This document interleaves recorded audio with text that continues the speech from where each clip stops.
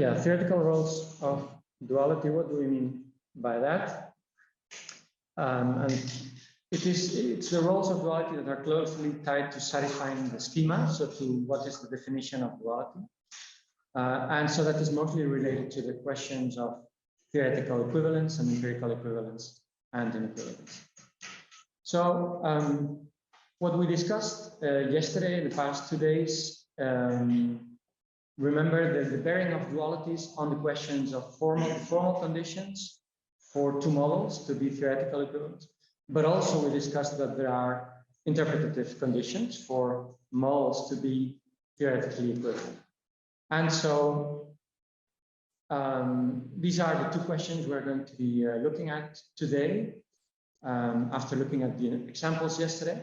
And in particular, I will also focus on the question of empirical underdetermination, because that's one of the natural questions, also one of the old philosophical questions that philosophers have been asking before actually dualities became a big topic in physics. And so it would be very interesting if dualities had something to say about this whole philosophical topic, which in fact goes back to, of course, Poincaré, but even earlier, the discussions between Newton and Leibniz and so on. So we are going to, I will say more about that later. Here is the outline. So 4 points: theoretical equivalence in philosophy of science. What do we mean by that? Duality and theoretical equivalence. So what does duality, can duality have any specific contribution to theoretical equivalence? Then epistemic issues about theoretical equivalence, because one of the things I would like to emphasize is that when we talk about theoretical equivalence, we shouldn't only think about it in terms of either the formal schema or the interpretative part, but also there are epistemic issues that we need to address. And then fourth, under those issues, the question of underdetermination, duality, and scientific realism. So we begin with theoretical equivalence in philosophy of science. And just to remind ourselves of how we have viewed theories for many times, and of course there are various traditions, but one well-known way to look at the theories as a set of sentences. And in addition, an interpretation that assigns reference or items in the world to those sentences. Alternatively, we can look at the theory in semantic terms as a set of models or structures. And I should emphasize that during the first part of my talk, I will use model in the traditional sense, so not in the sense that I defined in the first lecture. I will come back to that sense in the second part. Okay, so the traditional criterion of equivalence in this tradition is, of course, logical equivalence, but it has been argued by many people that this criterion is too strong. In particular, logical equivalence requires two theories to be formulated using the same signature, the same vocabulary. And so if we formulate Newton's laws as F is n times A using the dot, or we formulate them as G is n times B, where instead of using a dot, we use a star, then this should not count as a difference. And yet, the strict criterion of logical equivalence would tell us that it is. And so, therefore, it has been very natural, and this is a very old topic, to look for suitable translations between theories. So Quine and Glimmer in the philosophy of science started programs for this. Glimmer's criterion of intertranslatability. So for Glimmer, two theories are intertranslatable if they have a common definitional extension. So if they have definitional extensions that make them logically equivalent. So the criterion is still logical equivalence, but now not applied to the original theories, but rather applied to two new theories that you can get from the old ones by adding new definitions. And you add those new definitions such that you can make these theories logically equivalent. So here is on the slide we have the technical definition as This has been studied and revised recently by Barrett and Halvorson. Thank you. And they have proven a number of theorems about this. I will not go into the details, but just to illustrate how Barrett and Halvorson make this criterion precise. They do this in first order logic, but I'm a physicist, so at least by training. So I will try to, I'm going to give an example that is closer to physics, which is the isomorphism between U1 and SO2. Of course, a very simple example, but still not trivial. So consider U1 defined as the set of numbers on the complex plane that satisfy this condition. Here U star equals 1. And then on the other hand, SO2 has the 2 by 2 matrices with integer entries that satisfy this usual condition. Now these two groups are isomorphic as groups, but they are, if we would write them in a formal language, they would not be logically equivalent because their models are not the same. They have different models. The models of U1 are numbers in the unit circle on the complex plane. The models of SO2 are 2 by 2 matrices of a certain form, and obviously a number is not a 2 by 2 matrix. So that very simple realization leads us to then try out this idea of enlarging the theory. So I have written here the signatures that we use. So the symbol I for writing a number on the complex plane, and then the multiplication, and then on the other hand for SO2, the notation we use for the matrices, and then for taking absolute numbers and then the multiplication. So here is the so here is the definitional extension that you could write to translate one theory into the other. This is again following Barrett and Halvorson. So you add to U1, you add to SO2 basically the symbol I and also the multiplication. So you do that by making this correspondence between a complex number written as U1 plus IU2 with this matrix over here with the same numbers U1 and U2. And then likewise for the star, for the complex conjugation of complex numbers, where we now flip the sign basically on the off diagonal. Okay, so adding these definitions, the signature of SO2 gives us a signature that encompasses the two theories, the signatures of the two theories.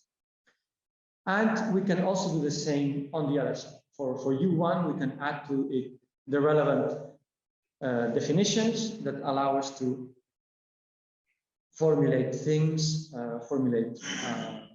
sentences using the signature of SO2.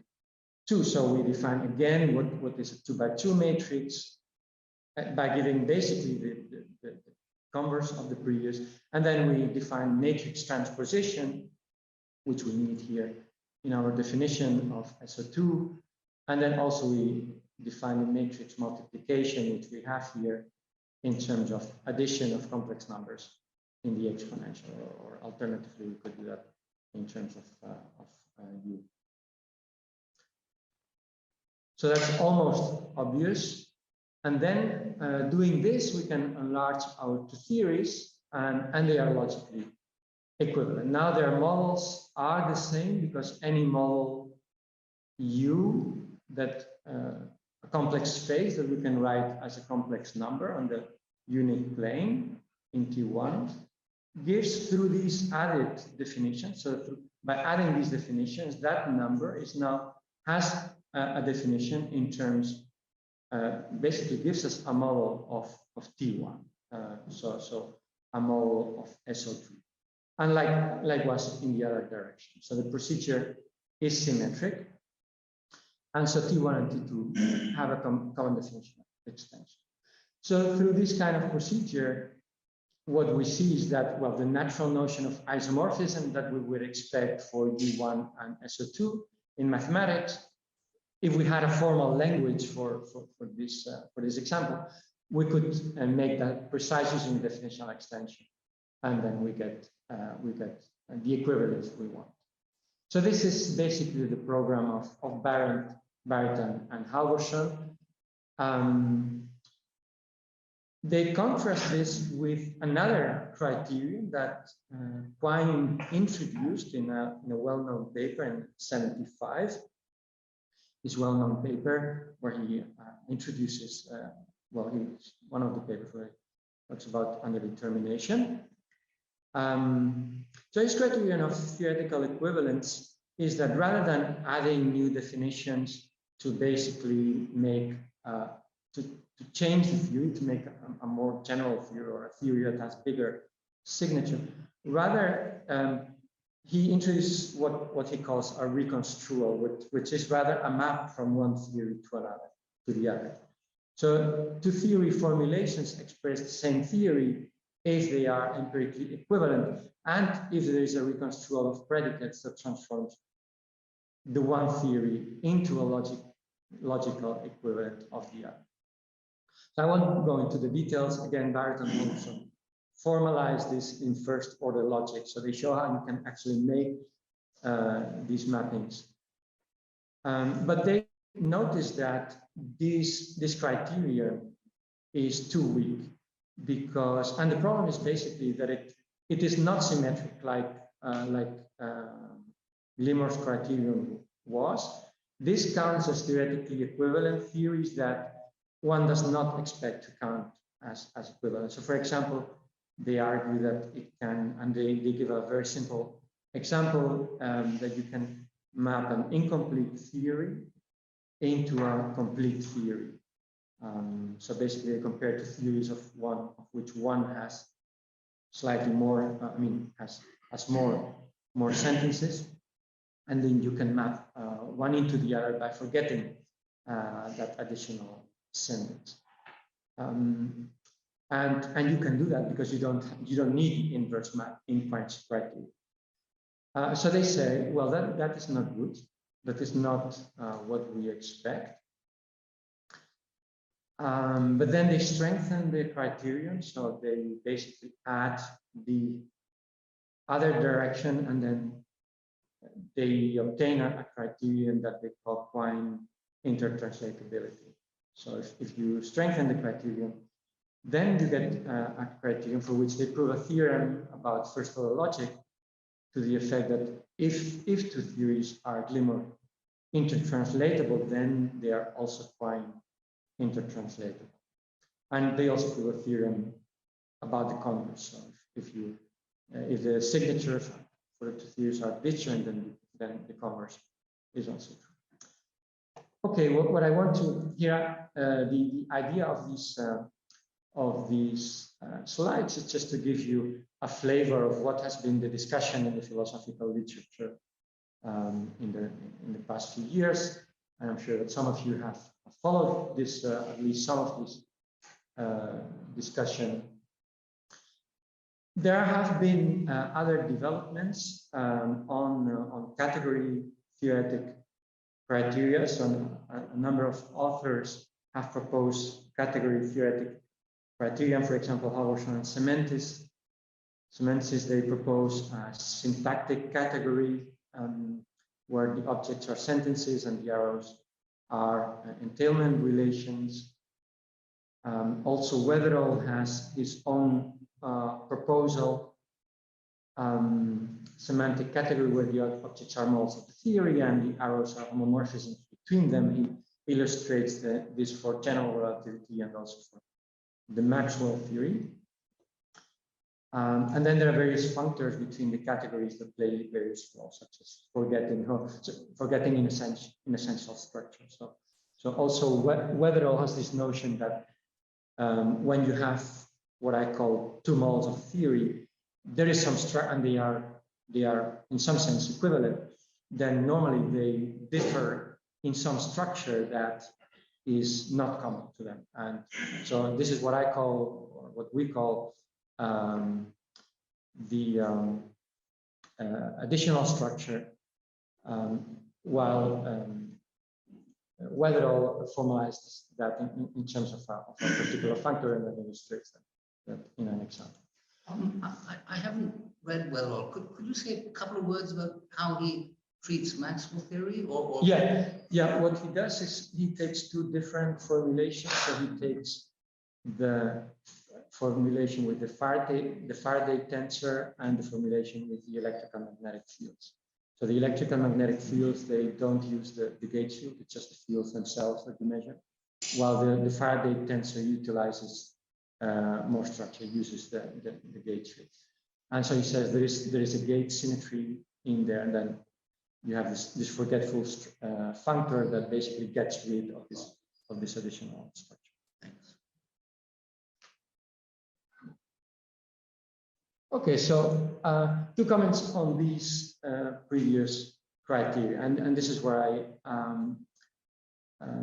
have, well, I'm going to connect with the work that I am doing and my own view on this. So we have seen that we have two kinds of requirements for theoretical equivalence, and we have the formal requirement, but we also have the interpretative or semantic requirement. By formal, I here simply mean mathematical.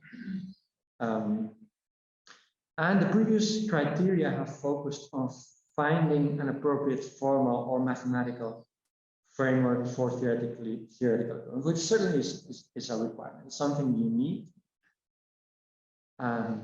One remark that I have on the category of theory frameworks that I have seen so far in this recent literature, in the way this discussion has developed, is that they tend to be too general, to give a top-down criterion that reproduces the kinds of verdicts that one expects in physics. I should say Weatherall's criteria are the ones that come closest to that.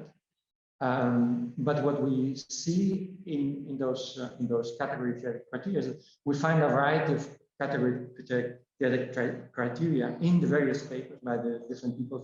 Within a given paper, you will find 3, 4, 5 or more different criteria, and that is all good. That's all in the game, and we might be able to do better in the future. We might be able to find more refined criteria that do reproduce the relevant physics.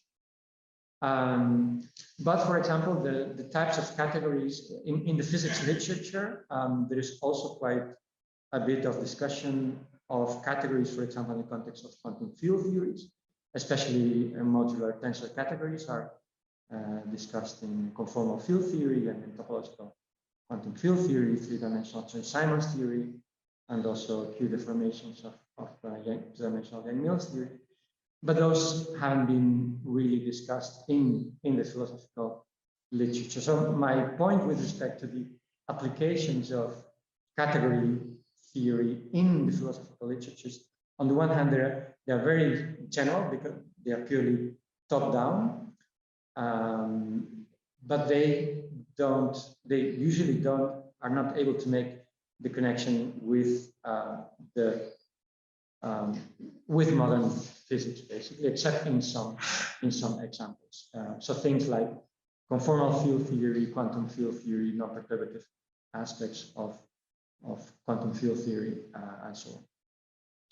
So that's why I think that a more bottom-up approach, as far as a philosophy of science is concerned, of course, we have, on the one hand, we could have the formal logical project, but I am engaged here with a philosophy of science project. So from that perspective, the bottom-up approach seems much more fruitful. So to begin from the examples where we know what the equivalence is, and then to build from there, basically.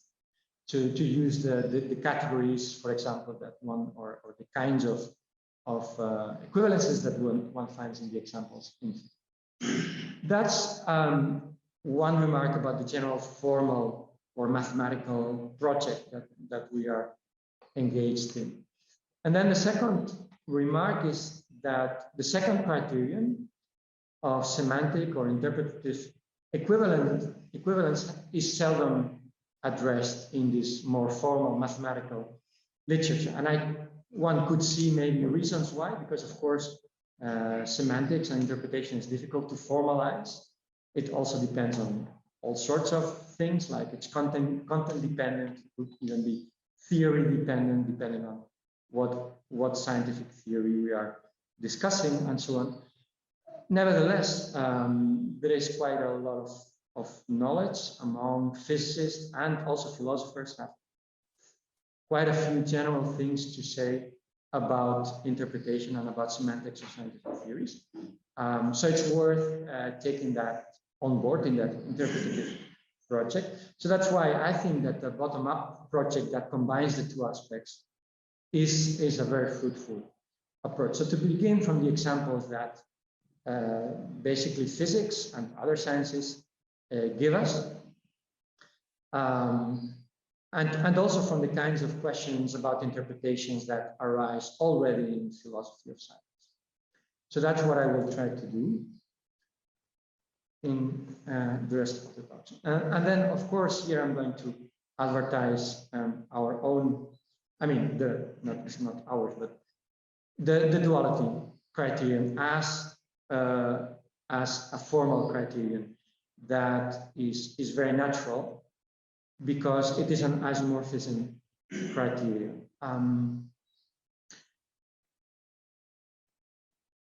Now, an isomorphism is always defined relative to a previously defined structure, and we know that it has been a very successful criterion, not just in physics, but in all of science.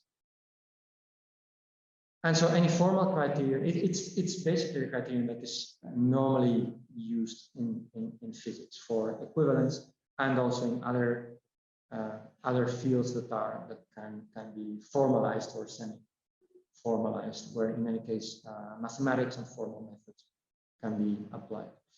And so any relevant criterion that claims to be more general or more precise, but still relevant for physics, will have to reproduce the isomorphism criterion in the examples, because in the end, that's the criterion that works in physics. Do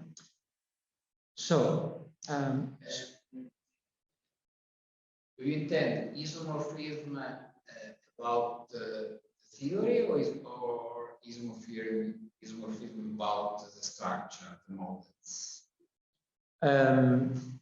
It depends what you mean by models in this case. If you use my language from the first day, then it would be isomorphism between models.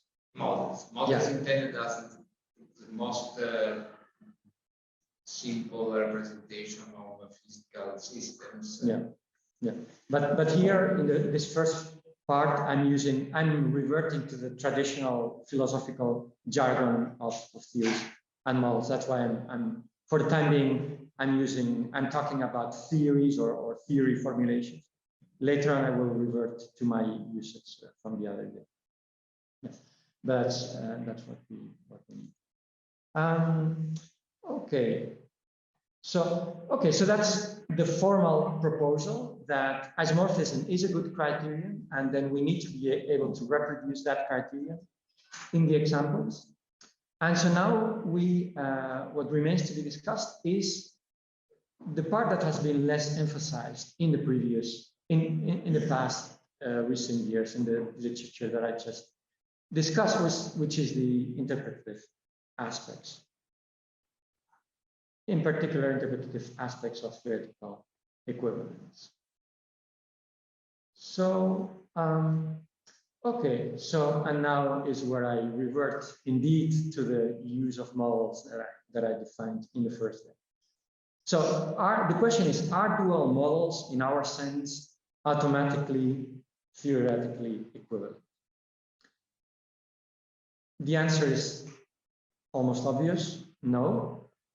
for the reasons mentioned, because duality is a formal criterion, it's a mathematical criterion, but it is not, therefore it's not guaranteed that the interpretations are the same.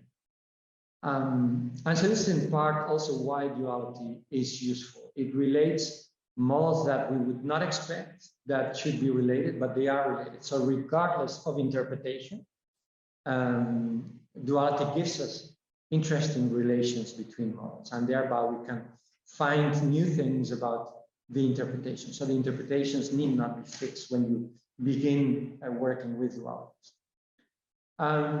Examples of this is, for example, Kramer's linear dualities, and Jeremy will emphasize this on Friday, where we have a lattice at low temperature versus high temperature. According to the normal interpretations, those are obviously not theoretically equivalent. Those are obviously different interpretations, different physical situations. If you put a thermometer there, it will give a different different number for the temperature. And the same for other examples that we have seen.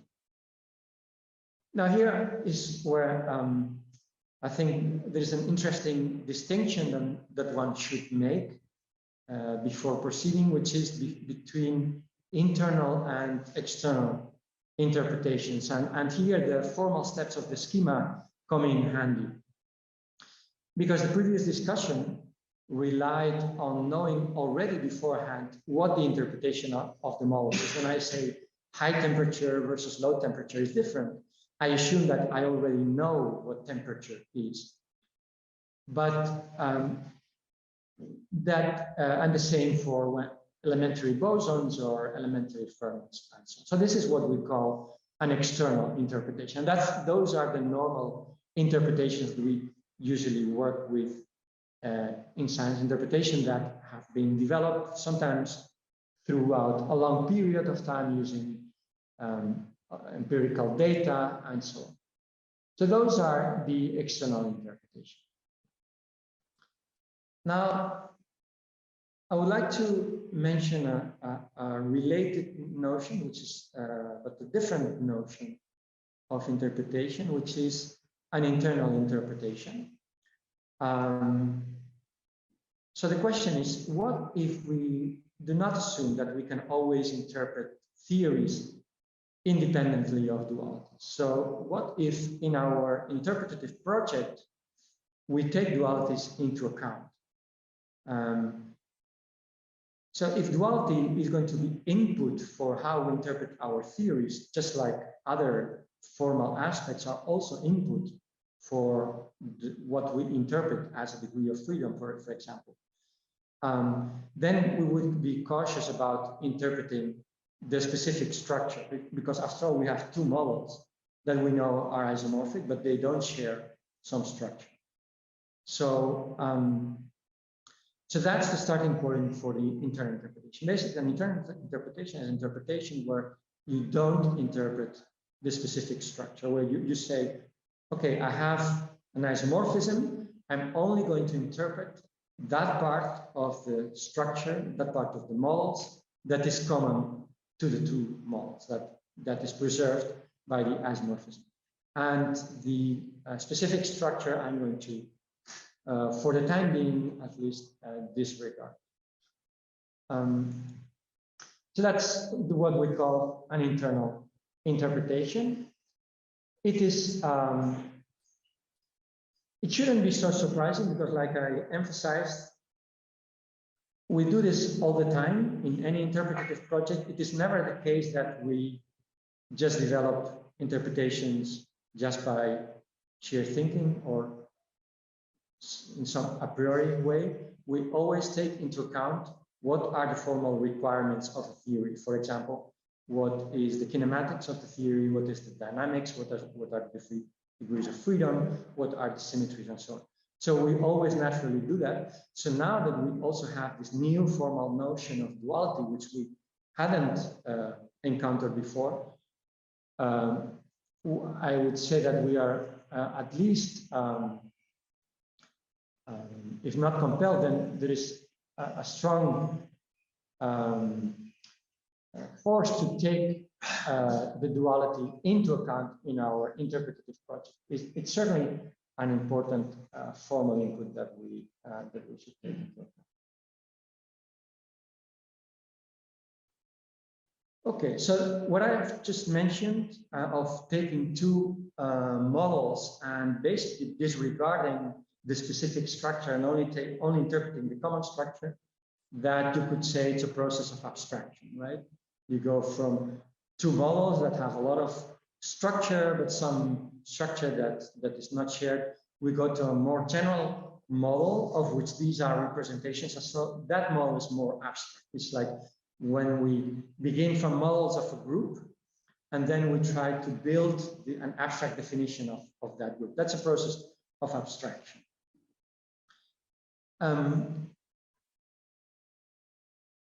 The other day, so yesterday, we saw in the example of bosonization that is not the only thing that we do when we develop an internal interpretation, because sometimes the duality prompts us to a new discovery about things that were not in our external interpretations.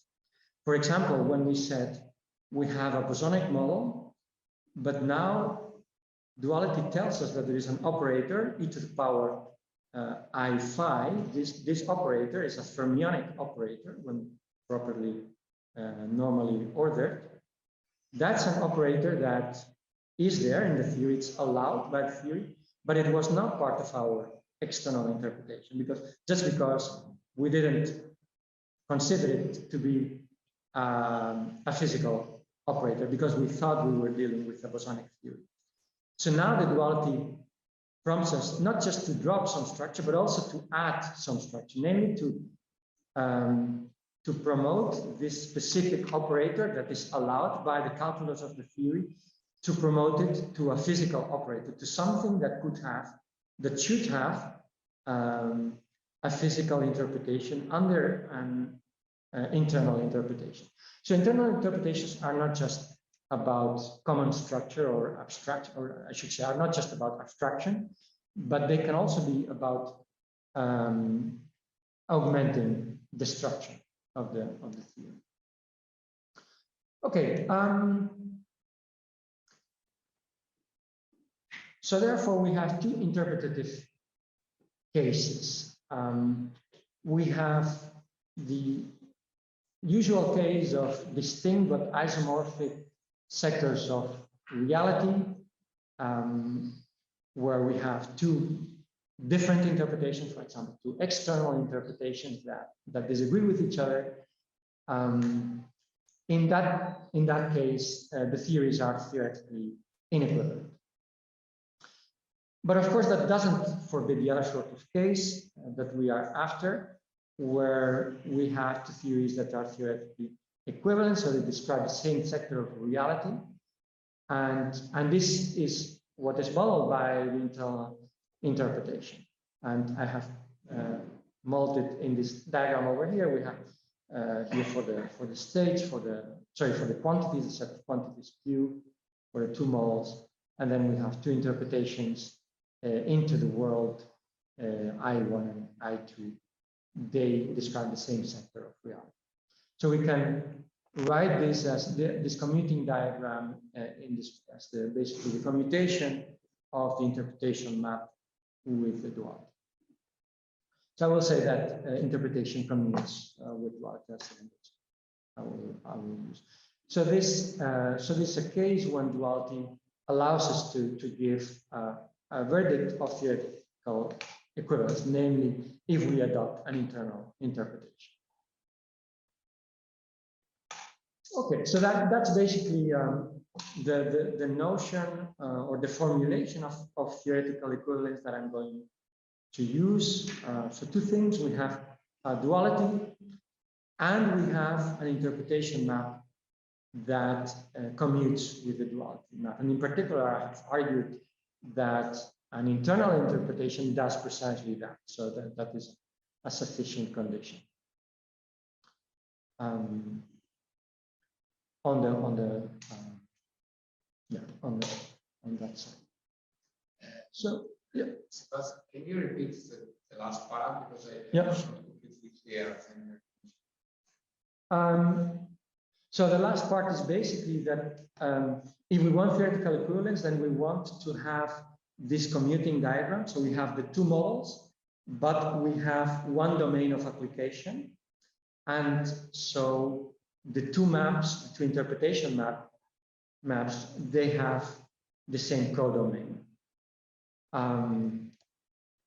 And so the condition that we get is this commuting diagram is that the internal interpretation that it commutes with the duality map. So there is isomorphism, but the two structure would be not models of the same theory. No, they are still models of the same theory because we do have a duality. So we have a duality between them. So you could say there is still a theory above, which these are representations. But that's the formal side.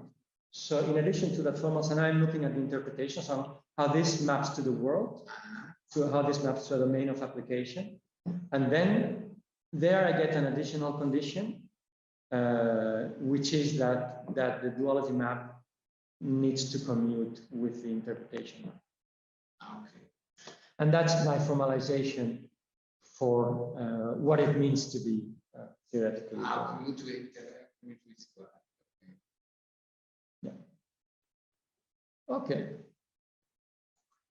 Very good. So now we are going to the epistemic issues, which I would say have been addressed even less, or although they have been started to be addressed in a number of papers that I will also discuss. So a number of important papers by several philosophers.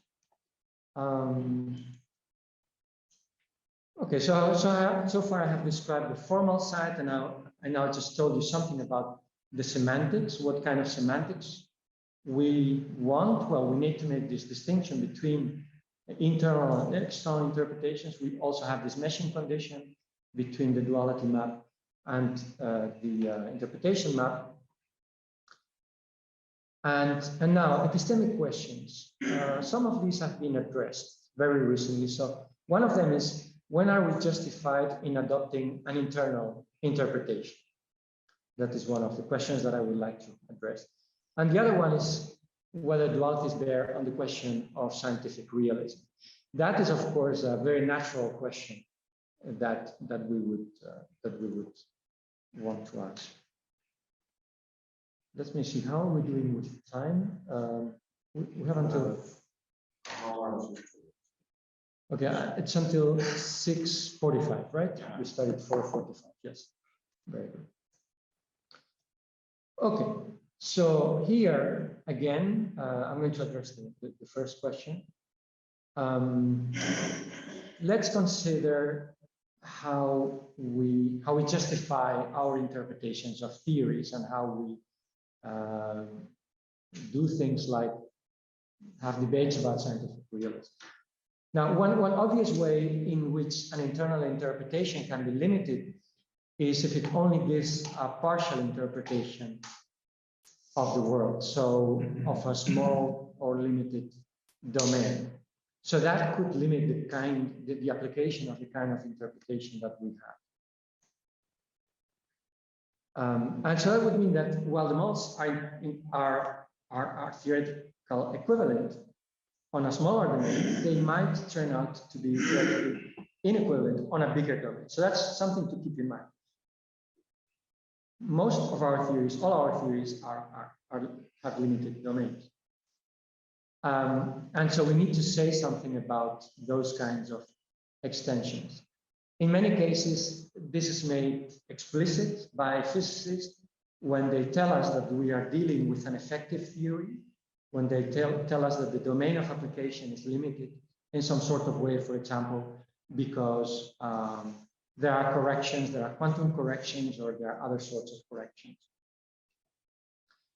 So in such cases, it is good epistemic practice to extend the theory to a larger domain of application and to adopt only interpretations in the smaller domain that are consistent with this extension. So this is something that physicists do all the time. Will the interpretation that I am having today, will it still be consistent tomorrow for the same theory? Well, if there is a larger domain, what do I need to say? And of course, we cannot look into the future. But that's not that we don't need to do that either. But we do need to think about ways in which theories can be extended. So two jointly sufficient conditions for duality that lead to physical equivalence are therefore as follows. So one I call an extendability, which is that each dual is about the whole world, so it cannot be extended beyond its domain of application. Symmetry principles often help here in the sense that if you know what are the defining symmetry principles of the theory, sometimes you can limit the kinds of possible worlds that you could have. So some of this yesterday, the cases where we said, okay, we have these non-perturbative states. We cannot handle them in a practical way in our theory, but we do know that they exist, and we know them from the very definition of the theory. The very definition, namely the supersymmetry algebra, which is the part of the definition of the theory, tells us that such states should exist. So whatever interpretation we have for this theory, it will have to be consistent with the existence of those states. So that's one way in which sometimes you can make those kinds of restrictions of the domain. Also, for example, in limiting the number of dimensions, usually you say, well, how do I know the dimensionality of the world? Well, I don't really know how many dimensions the world has. It appears to have 4, but maybe it has 5. It's an empirical matter. But in some theories, like for example, string theory, the number of dimensions could be fixed, and it's in fact fixed by symmetry principles again. So these kinds of symmetry principles, if they are strong enough, they sometimes limit the domain of application. Again, what is needed here is not so much that you can say that, okay, this is going to be a theory of the whole world or something like that, or the only possible world, or something of that kind. But rather what we need to be able to say is that that theory will be robust against extension. So even if I discover a successor of this theory, if it is a successor that is compatible with my definition, for example, compatible with my symmetries, then that kind of definition will not change. This is sometimes the case for effective theories as well, where we say, well, quantum field theory is an effective theory. It could be limited up to a certain scale, a certain cutoff. But if my theory is Lorentz invariant, then automatically I can exclude certain kinds of particles. And so certain kinds of extensions will not be possible. And so certain parts of the interpretation will be robust against those extensions. Okay, so that's the first kind of sufficient condition that I think warrants talking about duality leading to physical equivalence. If you adopt an internal interpretation that is unextendable, then we are warranted to say that these two theories are physical equivalent. The other sufficient condition, and actually you need both conditions, is what I call defining domains, which is something actually quite simple, which is that now we need to, in addition to saying what is my domain, we also need to specify what is the equivalence that we have. So we need to make the ontological commitments explicit. So we need to specify what kind of entities there are in the domain. Let me say a bit more about the need for an extendable theories. And this ties into some recent work by Reed and Müller-Nielsen. So they observe that an explication of a shared ontology of two models need not exist. And this is what they call motivationalism. So they say, well, sometimes theories simply don't have good interpretations. And so before you commit yourself to saying that these two models are theoretically equivalent, you should have their common ontology already at hand. This is their argument. So I agree in this, in the sense that, for example, when we deal with inconsistent theories that make predictions that are in some sense mathematically inconsistent, that limits automatically the domain of application of that theory, and that runs counter against these sufficient conditions that we've had here. So I agree with so this is a concrete, I would say, a concrete instantiation of that idea of Reed and Müller-Nielsen.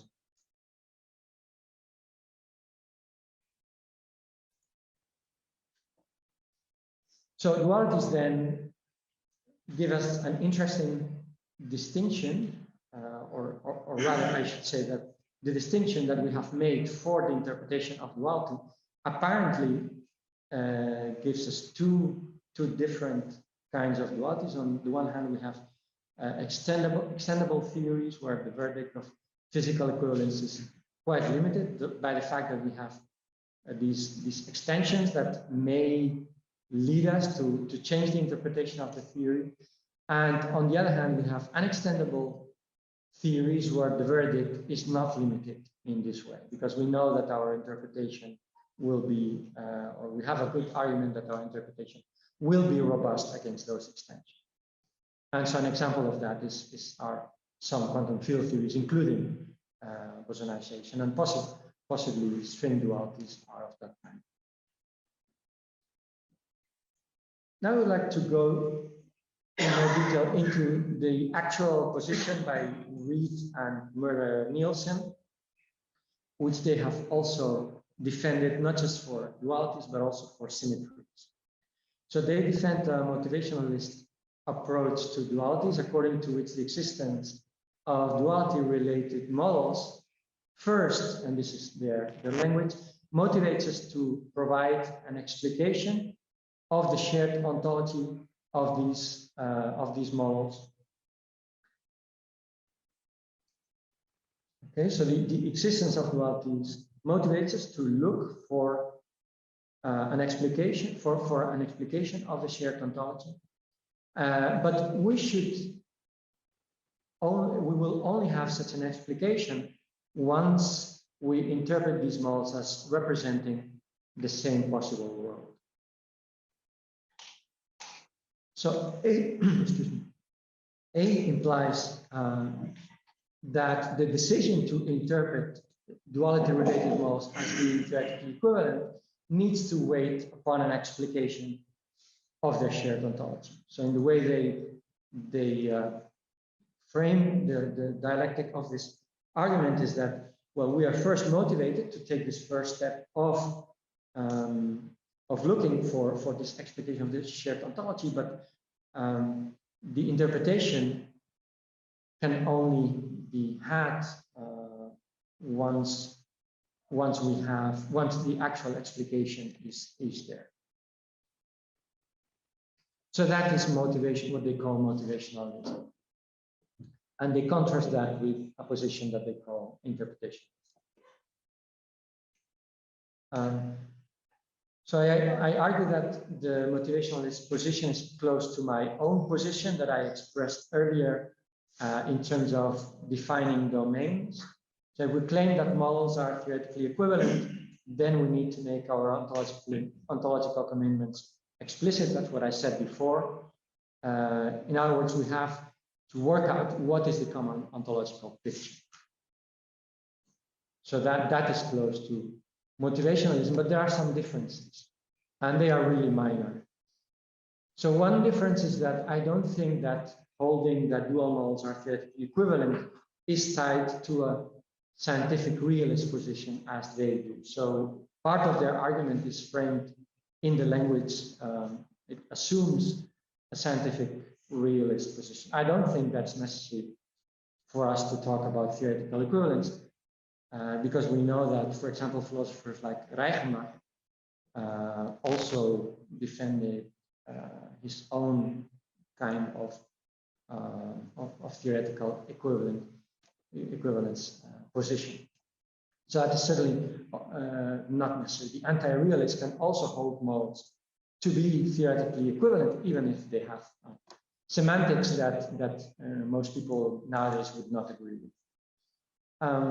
So in my view, the position is best formulated not in terms of the attitudes of or activities of epistemic agents, as Reid and Müller and Nielsen formulated, but rather in terms of the epistemic justification of the claim of theoretical equivalence. So that's just a minor difference, I think.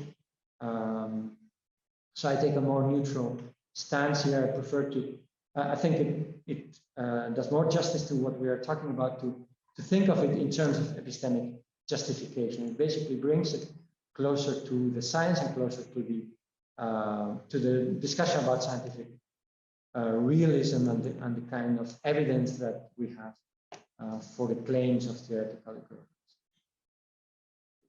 Okay, and then the third point is just again a very minor point about how these steps these methodological steps are taken. So I will skip that in the interest of time.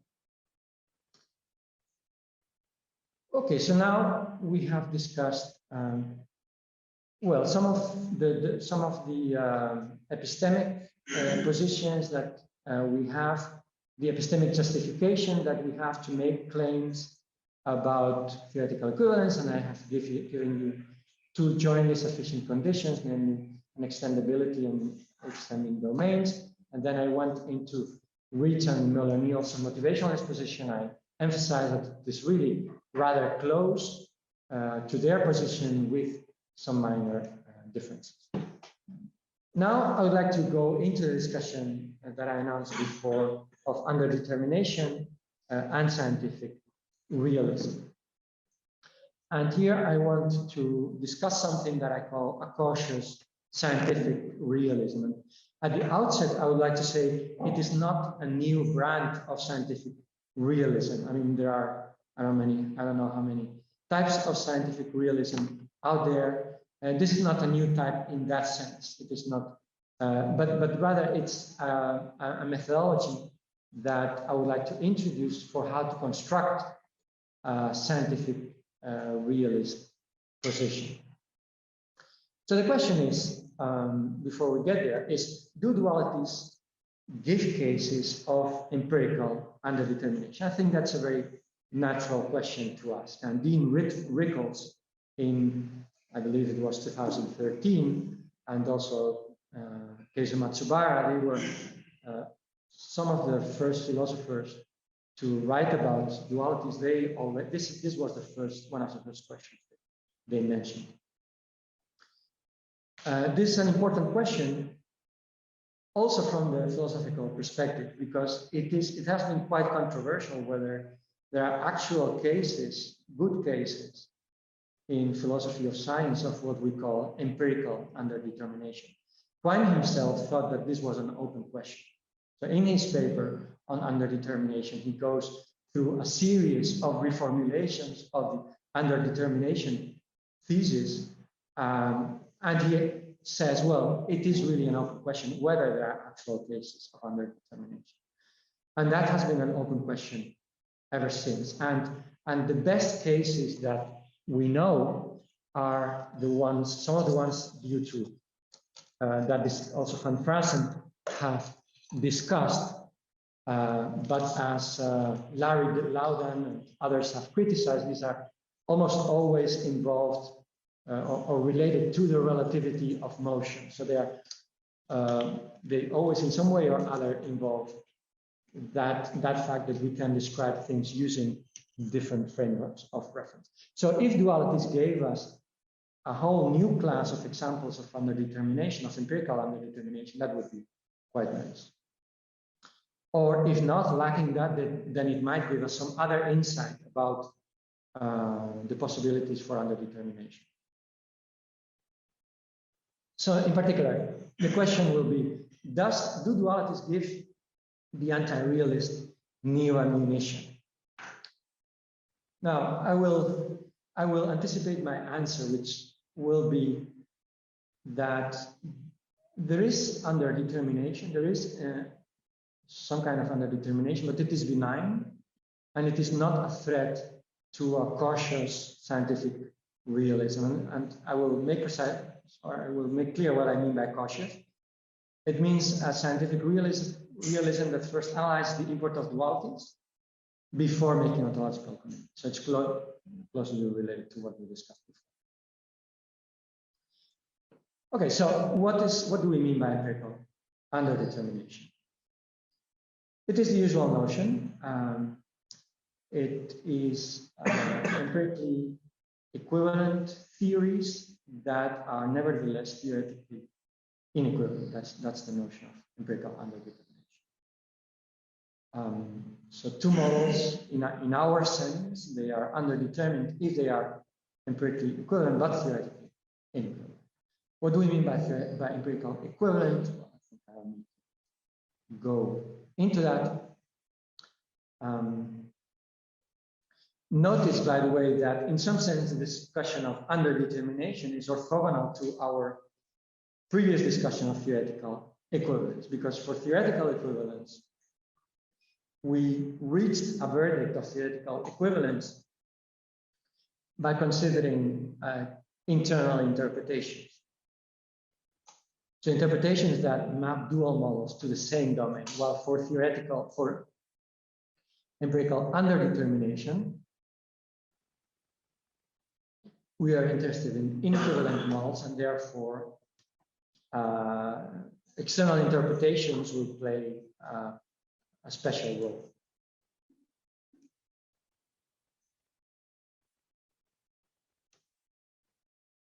Okay, here are some words about scientific realism, but I think that is quite familiar what I have to say there. So then what do we need by this notion of caution? So we require a reading of a scientific theory that is as literal as possible, and this literality, this goes back to the discussion by Van Fraassen, which I skipped. So a reading that is as literal as possible, but nevertheless cautious, i.e. informed by foundational work, current scientific practice, and history. Again, this is not something new. This is not something that is prompted by dualities. This is what we always do.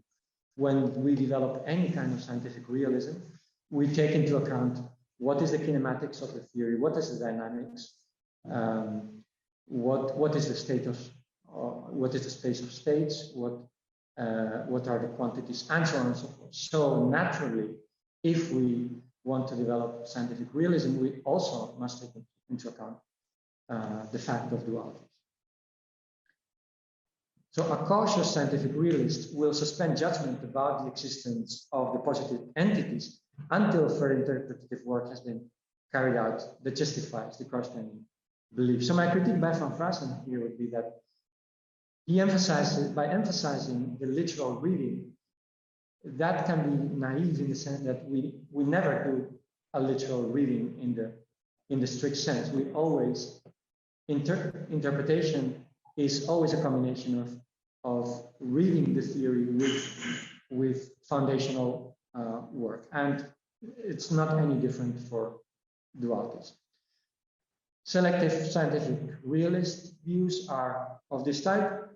They are cautious because they assign reference only to those entities that played an important role in bringing about the effects that one is studying. So there is already quite a tradition and a list of types of scientific realists that are cautious. Okay, so now we can then come to the question of underdetermination. Do dualities give case of empirical underdetermination? The answer to this is not immediately yes, because underdetermination requires empirical equivalence, while most dualities appear to relate empirically inequivalent situations. So this is a prior step that I'm not going to emphasize. It's something slightly technical. What I'm doing here in this dialectic is that I am giving my opponent anti-realist the benefit of the doubt. So I'm giving my opponent as many tools as possible so that they can develop their anti-realist case. If I am too strict about the notion of empirical equivalence, then the realist will win the case anyway. So that would not be a fair way to conduct the argument. So therefore, methodologically, I'm going to allow the anti-realist to be rather liberal about their notion of equivalence. That's all that I'm saying in this slide here. So with that side comment, here is then Libihan and Reed's discussion of underdetermination. They give a taxonomy of possible interpretations of dualities. So we have two columns, we have T1 and T2, two models in my language, two dual models, and then here below, so the green and the red balloons, they are possible worlds. There are 6 possible worlds where the theory could be either true or false. Then they consider, in addition to this, they consider what we have called the common core approach. So basically this idea of internal interpretation, that you take only the common structure, the isomorphic structure, and take that as what you interpret. So this T in here in the third column, that is our, in my language, that would be my common core theory on which I apply an internal interpretation.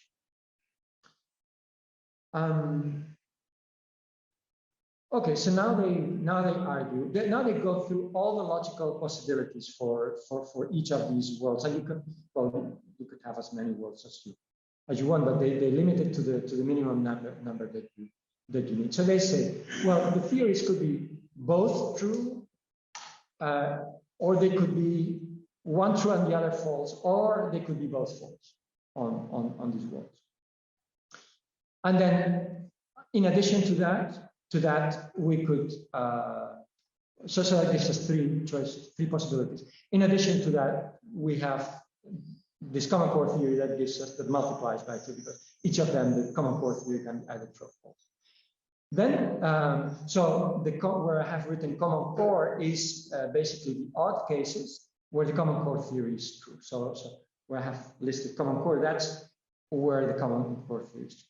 They have these other approaches that they call discrimination of nihilism. I'm not going to focus on those because I'm interested in the common core approach. And then they conclude, well, we have 3 cases of underdetermination, because what is underdetermination here? Where underdetermination basically comes down to a statement that we have more than one green dot on the horizontal, right? So the first 3 cases, we have 2 or 3 green dots. Those are cases of underdetermination. And you see, if we didn't have the common core theory, we would actually be fine. Because we would, well, or we might not be as bad, because we would still have underdetermination, but only one case of underdetermination. By adding this common core theory, they argue, we have made the underdetermination even worse, because now we have 2 other cases where we can have underdetermination. So now we have 3 cases of underdetermination. So we have made matters worse by adding this idea of the common core theory. So those are basically the logical possibilities that we have just by counting, sheer counting of possibilities. Okay. Yeah, this is basically just explaining what I just did. Yeah. Well, also specifying that I'm going in my discussion here. I mean, one could discuss this in general, and like I said, of course, there might be some cases of underdetermination, but the interesting ones for us, for the question of scientific realism, is the case of unextendable theories, because we want to be cautious scientific realism. So I'm going to focus on those, and like I said before, we are also going to focus on the common core theory case. Okay, so what I want to argue is that the remaining cases that we get after these considerations are actually benign cases of underdetermination. They are not a threat to scientific realism. And that is because I would like to argue that internal interpretations are favored on logical grounds. So if we are confronted with a case of dualities and a potential underdetermination, nevertheless, we have logical grounds to prefer the internal interpretation. Let's look at how we defined the internal interpretation. We said we construct it by normally either by abstraction or by augmentation. So by crossing out the structure that is not common between the two modes, or by adding some items that are allowed by the model, adding those to our interpretation. So in both cases, both in abstraction and augmentation, the interpretation of the common core theory actually agrees with the interpretation of the two duals. So this is a very important point, which in my opinion, Levihan and Reed overlook. I think for understandable reasons, because they are not specifically discussing this case of internal interpretation, so they have just, they simply count the possibilities. But if we focus on the question of a cautious scientific realist, which is the sensible scientific realist case anyway, then we want to focus the discussion on internal interpretations, and then we need to take into account how internal interpretations are logically connected with the interpretations of the models, and these could be external interpretations of the models that we began with. So to write it formally here, the two models normally contradict one another. If one model is true, the other model is false. At least I said the dialectic in this way. Jeremy will have more to say about this from his own work on this point. So I'm going to say that the two models contradict one another. That is basically what we see here on the slide, right? So one model is true and the other model is false. That's basically what we need. Now, whenever the dual models are true, the common core theory is also true. So the common core theory comes out to be true if either M1 or M2 is true. So we don't need to know which of M1 or M2 is true, or it is not even necessary that one of them should be even true. So two representations of, for example, two representations of a group satisfy the abstract axioms that define that group, because representations are homomorphisms, and thus make the group actions true. So that's the sense in which I mean this, right? If we have models that are true on a particular world, then automatically the more abstract model will also be true. And also the model that has been augmented will also be true for the same reason. So out of the three candidate models, M1, M2, and T. So remember, Levihan and Reed's argument is, well, you've made the underdetermination worse by adding this common core theory. My argument is no, but out of these three candidate models, the common core theory is preferred because it is true in more cases. It is implied by the other two. It is always true if M1 or M2 are true. So scientific realism does not and cannot commit one to either M1 or M2, but commitment to T is justified given either M1 or M2. So I would argue that it is, one should not saddle the realist with beliefs in these other models if we know that there is a duality.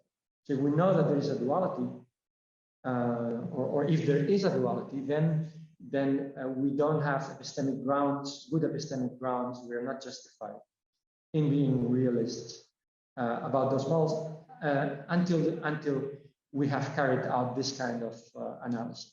So cautious scientific realism takes duality as a starting point to determine realist commitments, as we always do in any kind of mathematical physics project or interpretative project about mathematical physics.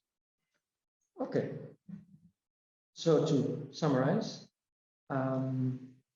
theoretical equivalence, duality has a few things to say about that. Duality gives us a natural formal criterion of equivalence that is appropriate in physics because it is adapted to all these examples.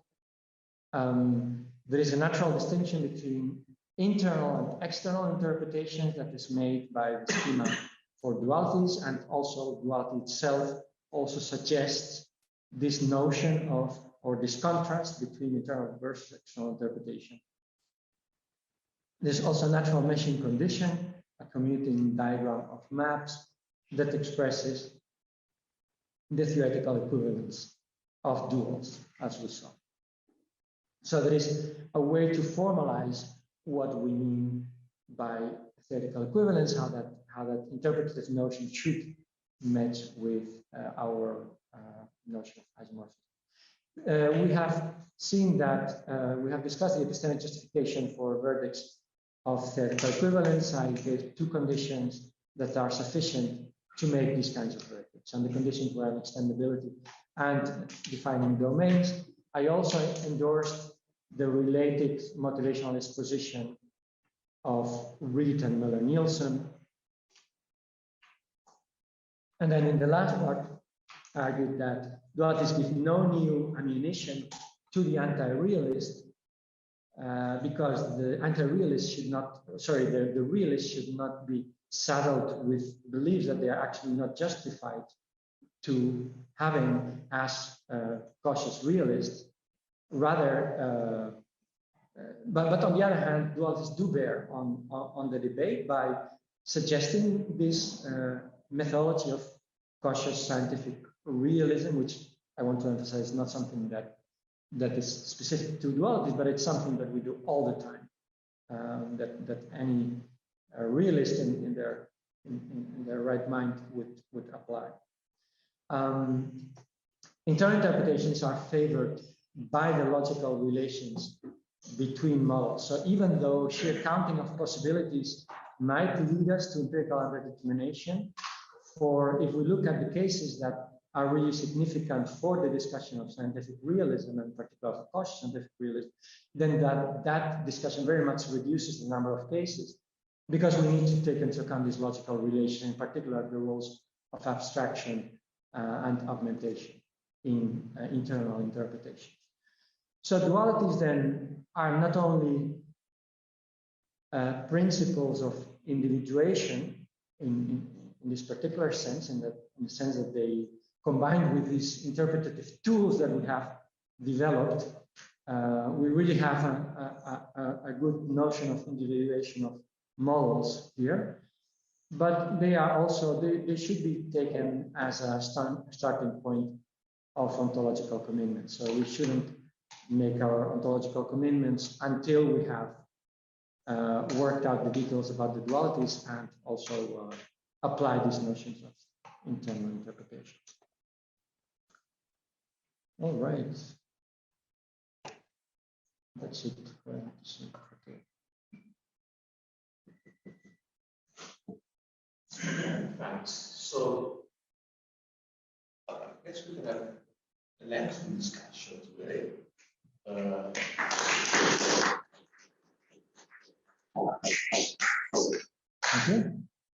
Does anyone have any questions? Paid online. Oh, Twitter online is a question.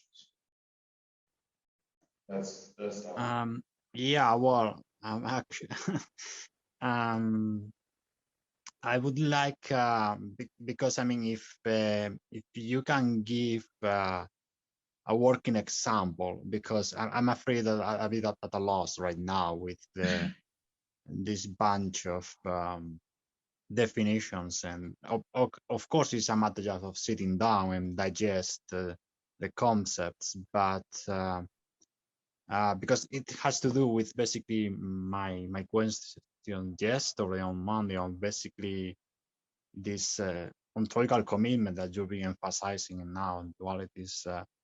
So, well, whether you can give taking even the basic example of Sain-Gordon theory model duality there, I mean, just to see this theoretical equivalence, empirical equivalence at work, because I'm afraid that a bit,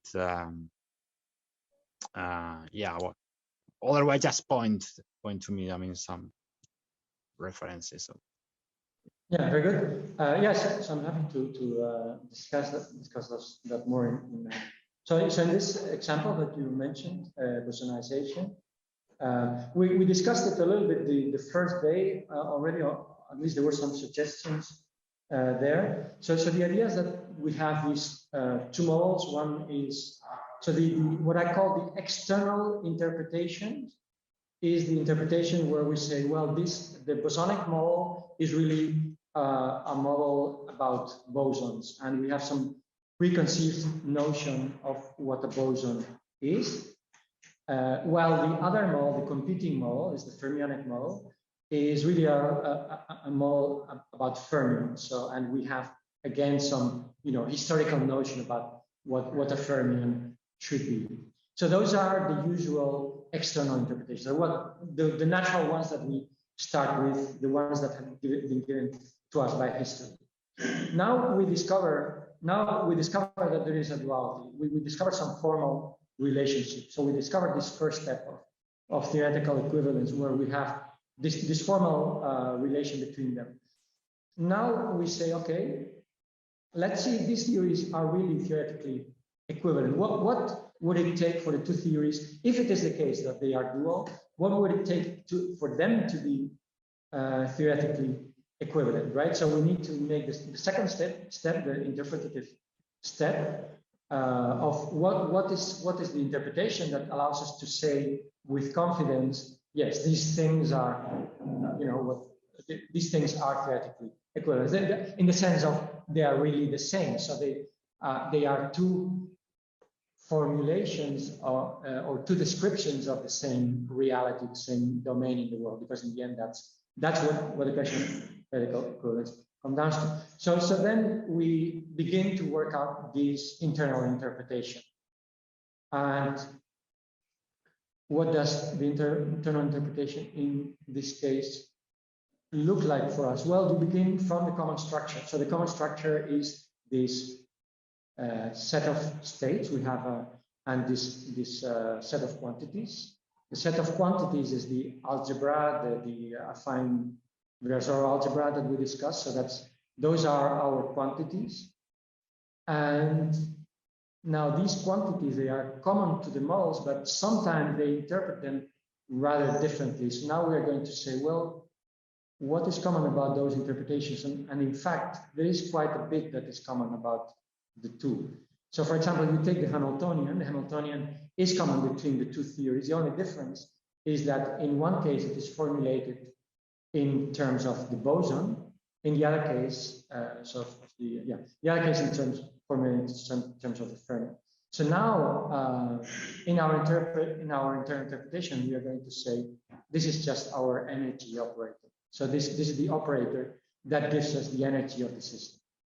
That's our internal interpretation. That's the interpretation that is common to the two. We can do this for more quantities. So we're going to, so from that specific interpretation, we're not going to say, you know, this is the Hamiltonian for example, for a boson. We're not going to say that. We're simply going to say this is the Hamiltonian for our excitation, our physical excitation of this model. And now we do this for all the quantities, then we do that also for the states.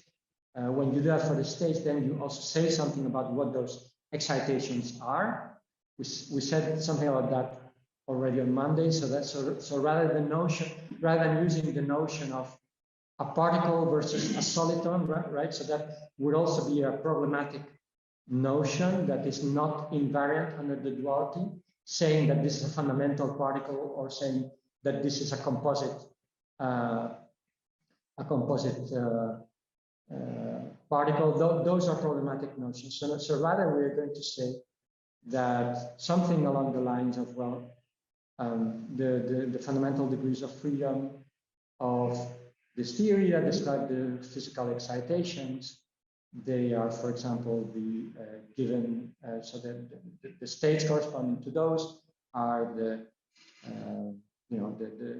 space of highest weight representations of this affinity algebra, and so on. So in this case, it's a lot of words. Sorry about that, but you can, in this way, you can see how you could build a whole interpretation where you have familiar notions like energy, angular momentum, spin, state of your system, and all of that. You can still work with those notions, but you don't need to include the problematic notions like elementary or composite or soliton or things like that. And so that's how you now have.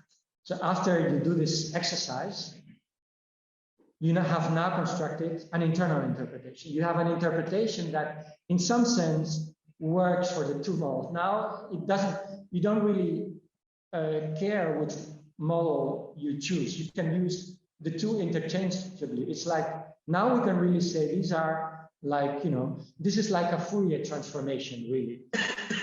This is just like saying these are representations of, in fact, the same thing. So when you think about the Fourier transformation, whether we talk about X or about P, that's a choice in our representation. So quite similarly, in this case, we have developed that internal interpretation. And now we can say these two formulations are formulations of the same theory. They are representations of that model, and the internal interpretation is completely commutes with the duality. So now we, and then you could try to apply the other notions of, you know, an extendability. So how do we justify that this is actually a good notion? This internal interpretation we could construct it as a good notion that, you know, that it will not be superseded by further knowledge, and that's where you have to do these additionals. But maybe for the sake of the discussion, I'm happy to fill in more about the details that I just discussed, but I don't want to talk too much. So I think there are also some other questions. I see some hands raised, but I leave it up to our chairman to. Yes. So Michael, then Alexander, then. Can the chairman also see the screen? Can you see who is? No, I cannot see. You cannot see that. Then, yes, okay, then. You can keep track of that, yes. Please. Yeah, I have also a question later. Yes, okay, fine. Thank you very much, Sebastian. Beautifully clear and fascinating talk. I just want to ask a little bit about more natural meshing, which conveys a very strong category for flavor. You've actually mentioned that the diagram of mass. Can you say a little bit more about that? I mean, is there a specific characterization of that condition, perhaps connected with behavior of covariant or contrariety of the maps that was stated? Has anybody looked at that? Yeah, so there is, I can refer you here to Weatherall's paper. So there's a paper by Weatherall in that he gave at the PSA 2018 PSA, where he defined a functor between two categories, and he also defined a commuting diagram that had precisely this kind of flavor. So I could refer you to that paper. And I do document also the reply to that paper commented on it, that there is already a literature stemming from that paper. Yeah. Okay, thank you. Yeah, I would be interested. I'm wondering about the status of Hodge duality in electromagnetism in the following sense. So there's a kind of ideal vacuum case that's trivially and indeed uninterestingly dual. And that may be the case that one usually has in mind. But in fact, so what I mean specifically is between electromagnetism and magnetoelectrism, between the Faraday two-form and the whatever it's called, two-form Maxwell. Yeah. So I think the specific Hodge duality one usually has in mind is physically empty. But of course, it isn't in fact, because in the background are constitutive relations.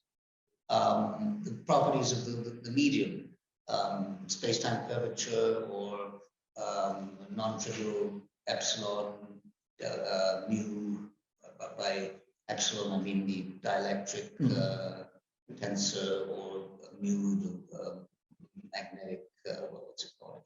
Permeability. Exactly, magnetic permeability. Those in general aren't even scalars. So that's in fact what's at issue in the Hodge duality between those two forms. Do you feel like saying something about that? Yeah. So that's interesting. So there are two things one could say. Sometimes, actually, Weatherall also talks about this in that same paper. One could ask, well, is this electric magnetic duality, is that so surprising? One could argue, well, in some sense, we already know from special relativity that there is some sense in which electric effects can become magnetic effects and vice versa. So we can create, starting with a non-zero magnetic field, we can create starting from a zero magnetic field, we can create a non-zero magnetic field by going to a moving frame and so on. So we already know from special relativity that there is some relation, some relation that we expect between electricity and magnetism, purely in terms of the fields, purely in terms of the electric magnetic fields.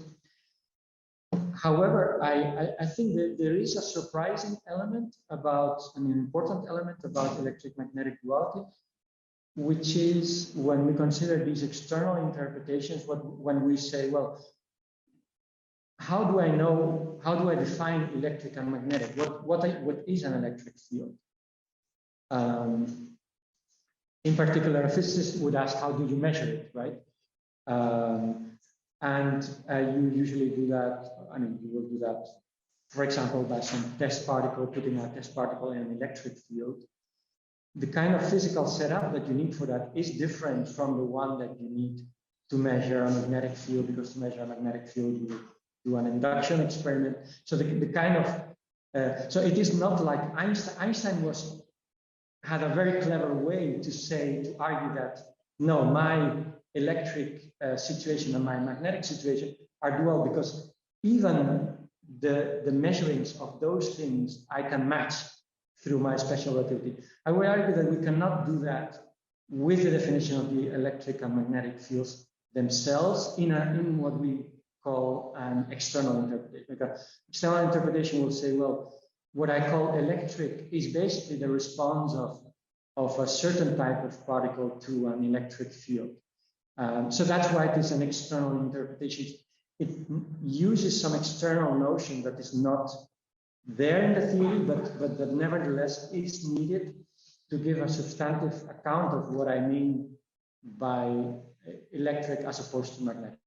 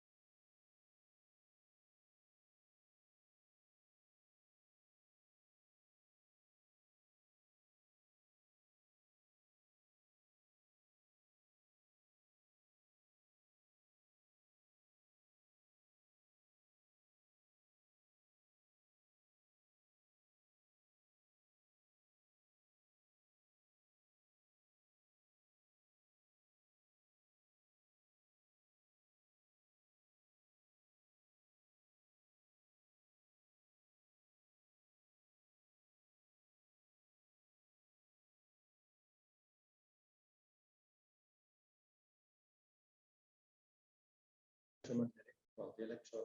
So Faraday is electromagnetism, and the other one is magnetoelectrism. Magneto. Okay, so he argues that those are equivalent for that reason, because he has this forgetful phantom, and he argues, well, these two theories are empirically equivalent, so this is just what we expect. I know I have empirical equivalence. I can construct such a functor, therefore it should just be the same. That's where I would say that's too quick for me, because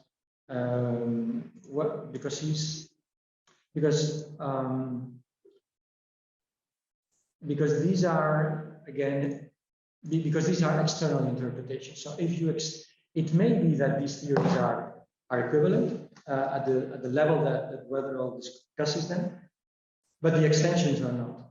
So the only way, for example, to include monopoles is to have the gauge field rather than the electric and the is to have the the only way to have extensions of this field, for example, coupling to other fields in quantum field theory, or even describing things like the Aharonov-Bohm effect, is by including the gauge field. So even though at the minimal level of this particular theory they are the same, but it doesn't satisfy my unextendability requirement. So unextendability would say you can extend these two formulations in different ways, and therefore I should be cautious before I say that they are always theoretically equivalent. Thanks. So Good. So online. Yes. So are there questions from online? No. I can ask something maybe. You want to ask question? Otherwise, Nice question. So, according to the common core interpretation that you explained before about personalization, no, I was thinking about open-close duality. Then you would say something like, I mean, the theory is not a theory of string and brains, but there are, I mean, excitation of, what would you say there? Yeah, that's a good one. I mean, part of the problem is that in string theory, we don't actually know whether it is going to be an exact theory.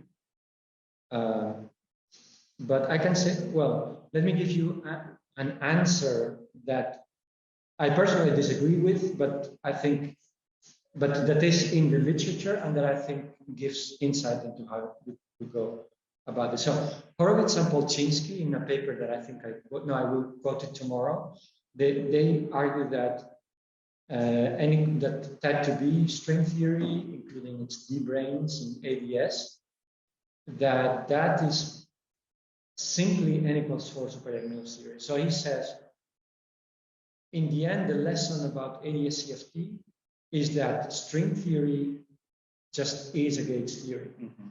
I personally, I tend to disagree with that. I don't think there is enough evidence to think that, and in fact, there are programs that. But okay, let's assume that as a kind of technical assumption. Now, if you go with that, then you would say, "Oh, nice." So apparently, they are telling us that really the common core theory of ADS-CFT is just this theory that is living at the boundary. So we always thought that string theory was something about, was a theory about space-time, about solutions of general relativity and so on.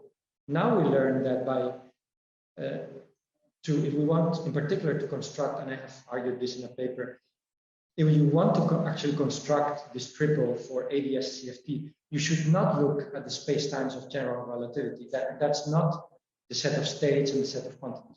Rather, you should look at the conformal structure at infinity. So where the theory is really living is at the boundary of ADS-CFT. And this might be a movable boundary if it is a theory that has renormalization root flow. So there might be some parameter, but there is some sense in what, kind of the common core of ADS-CFT is this kind of structure that's completely different from how we normally learn about ADS-CFT. And I think that could be the case in other cases for the D-branes. Well, that would require more work and knowledge. I think that's an open question for people who are interested in this kind of work to really look into that. What do we really learn from these dualities about the degrees of freedom of string theory? Yeah, the second question is even more maybe.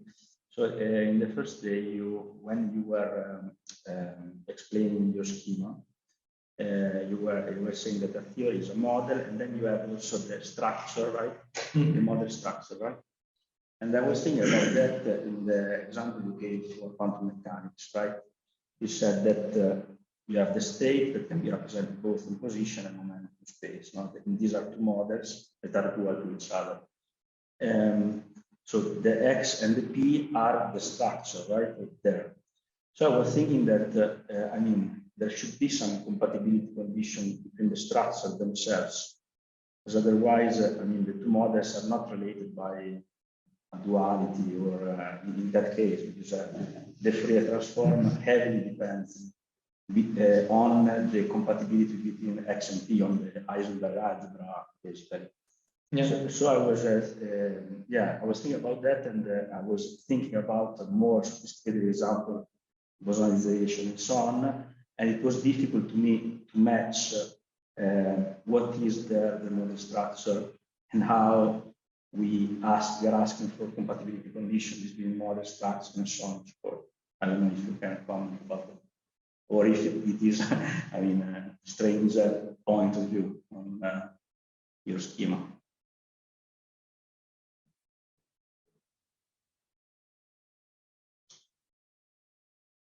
Yeah, so I mean, let me see. Yeah, so it's one way to think about this would be that, I mean, we said sometimes we abstract, so we write down a theory that is more abstract and has fewer variables. That's what we do when we write down the Hilbert space formalism without the choice of basis. Yeah. And that might be enough to do quantum mechanics. But then, yeah, if we want to do like practical calculations, then we need to choose a basis.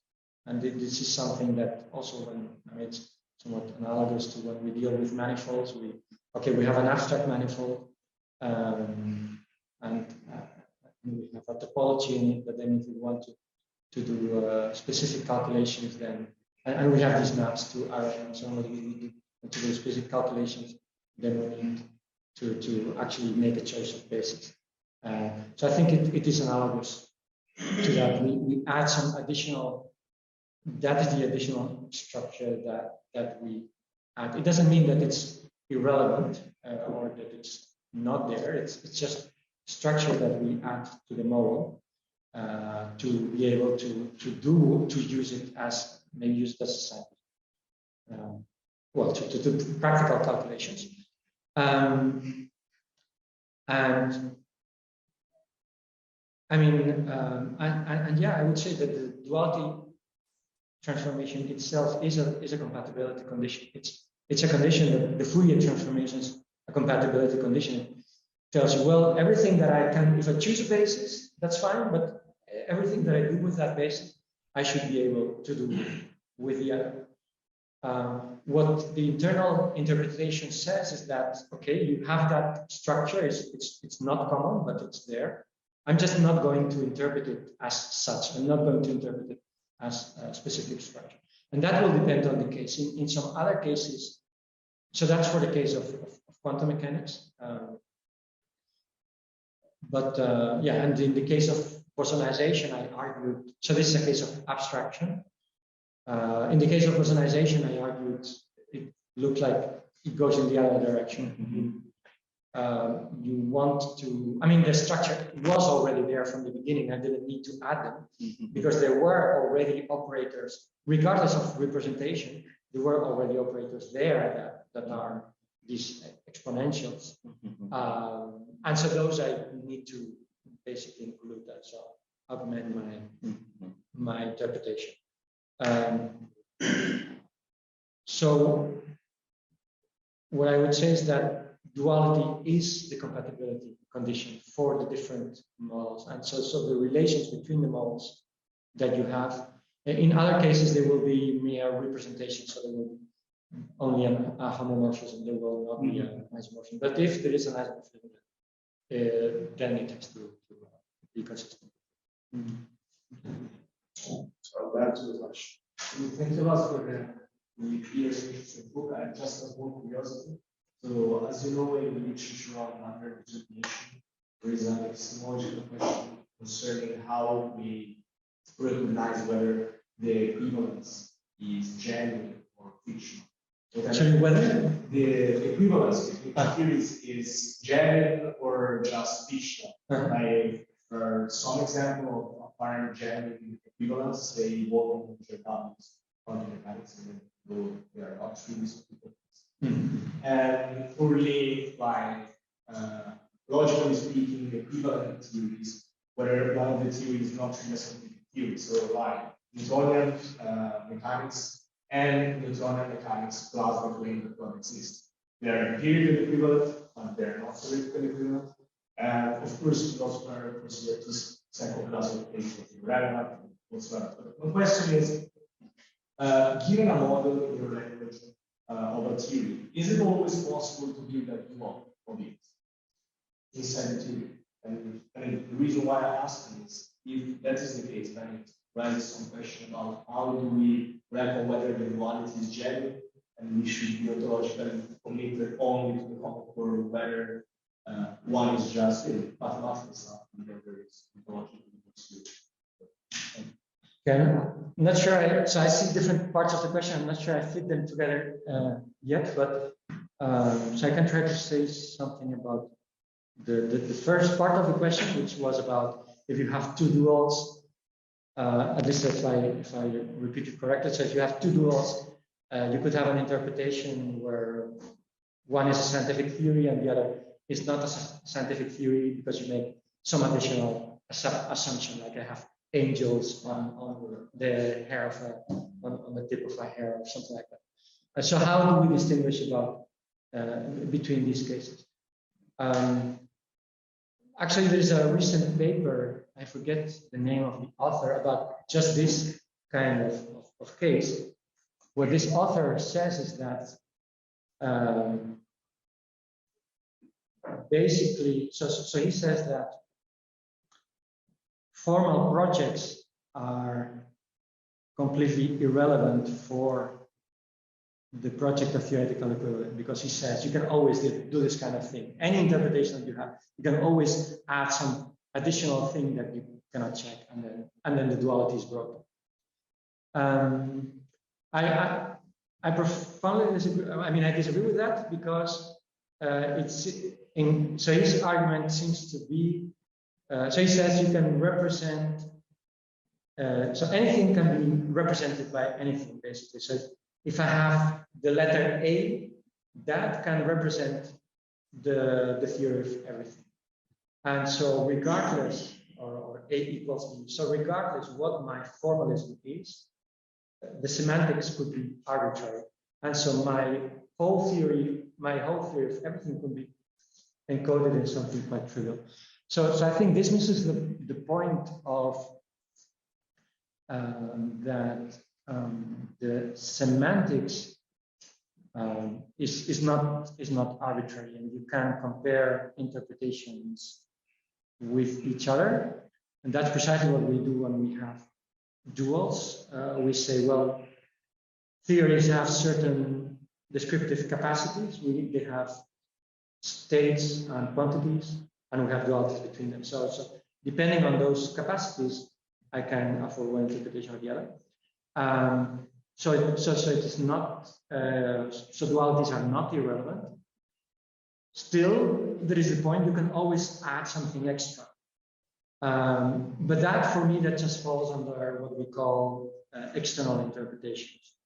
So those, and that's fine. I mean, you know, I can never exclude that. And this author gives the example of panpsychism to kind of make it semi-scientific. He says we could, you know, we could ascribe some mental properties to elementary particles, for example. And then how do we know? How do we distinguish those two?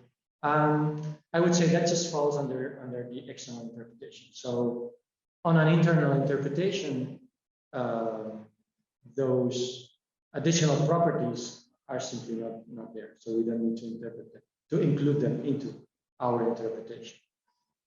So that's why I said internal interpretations are sufficient, together with these other conditions, are sufficient conditions for duality.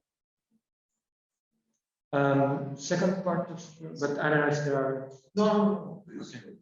So the second part was just a general question about the EVR model of achieving. So always is it always possible to be that dual model in the same theory? Oh, you mean formally? Formally, Yeah. or? I guess that. I mean, I don't think. I'm not sure if there is a general answer to that. I guess you can always find some kind of clever or very trivial, maybe isomorphism. I mean, the identity is already an isomorphism, so in that very trivial sense, but that's not what you are asking. Of course, you're asking whether there is always some interesting isomorphism that you can come up with that has like a physical meaning. I don't think there's a general answer to that. So I use my German privileges, and I want to ask something.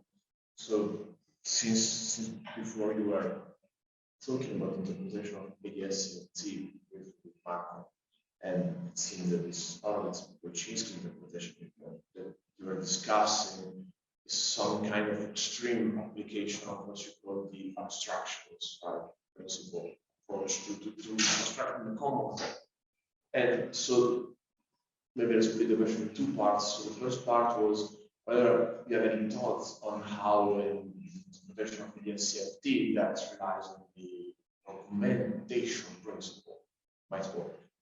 And here what I had in mind was something like, okay, maybe we could, on the CFT side, looking in the perturbative sector that you might find some sort of perturbative subgroup that looks like a classical gravitational solution, which is what I think up as gravity, something like that.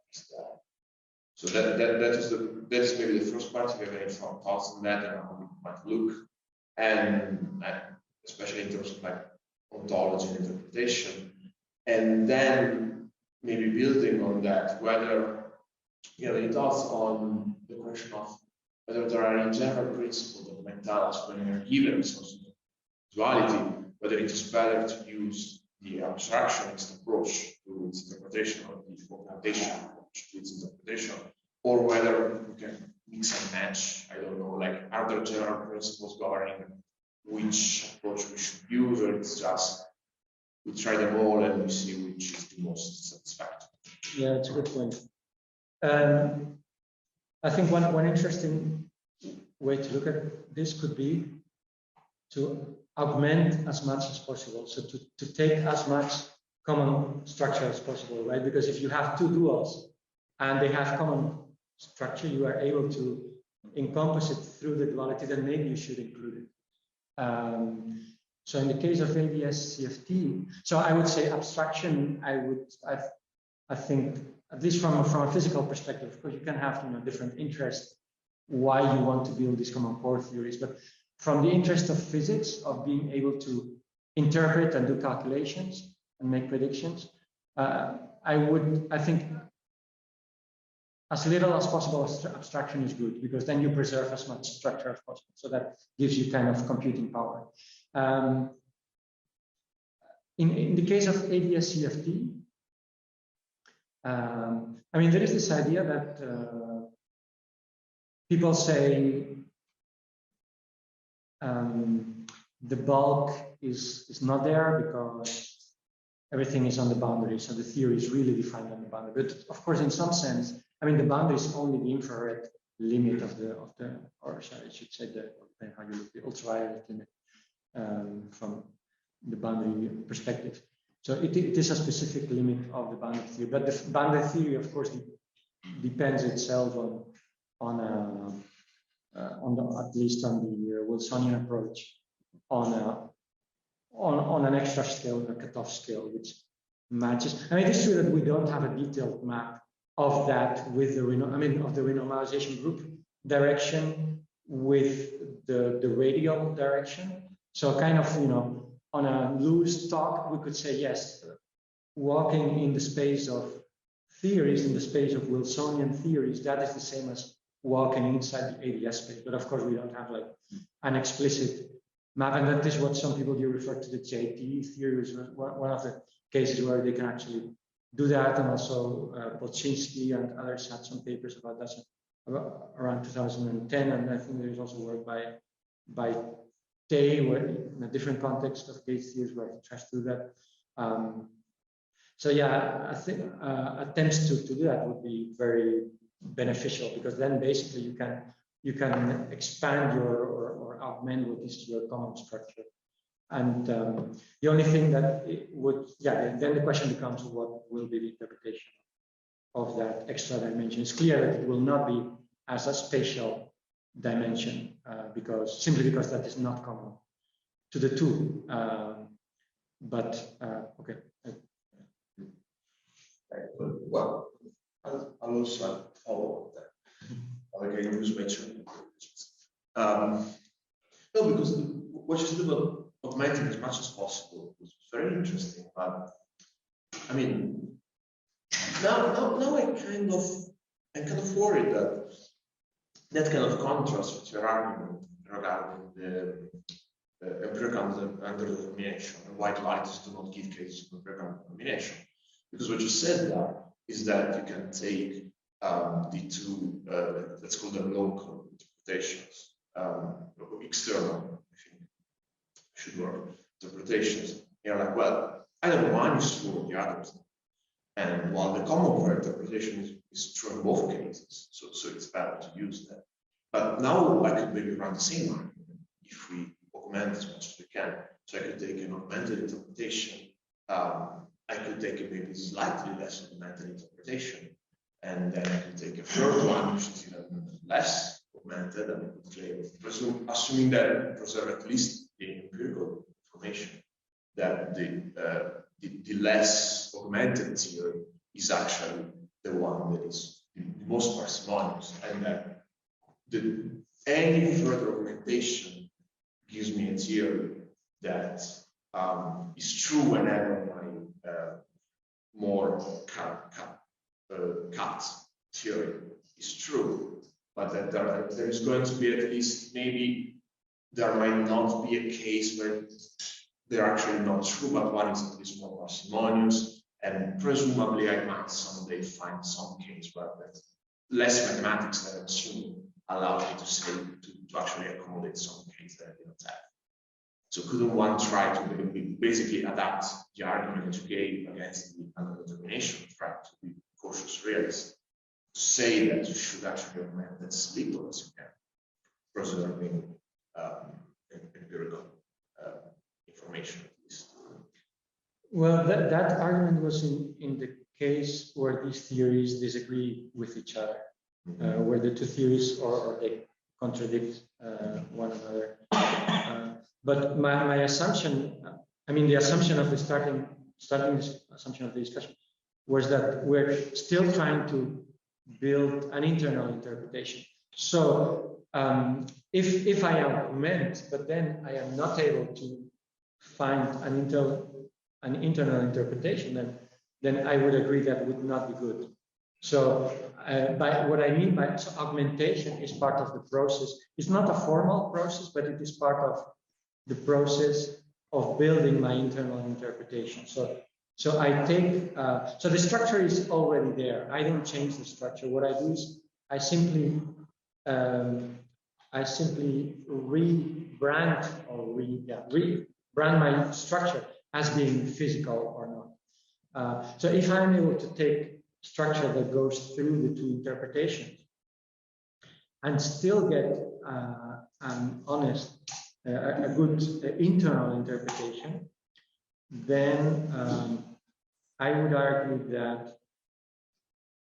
that is, and in particular, an interpretation that still agrees with either of the two. Then we are still fine.